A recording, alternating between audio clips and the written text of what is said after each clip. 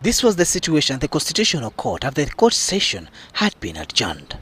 This group of some members of the Acholi community say Professor Latigo's action of being part of the petitioners in this application against the anti-homosexuality law was unbecoming. They accused the former leader of opposition in parliament of wanting to get quick money from individuals promoting inhuman acts by using his political fame. African moral values, Acholi's moral values, capital values.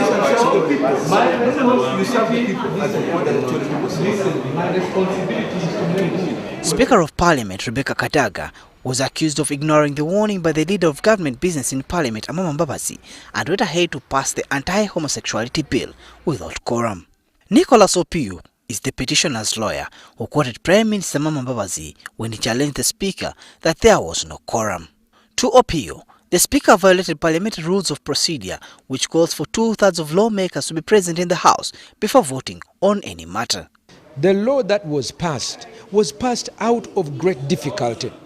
And we see over here many men and women who have been given money by the whites, the Europeans, the Americans to come and try to stop the good law that was made. And they are using every trick necessary. They have also threatened our judges and our officers that if they do not make rules or they are seen as against homosexuality, that they will not have visas, they will not travel. The preliminaries aside, the only issue that has been dealt with today is the question of quorum.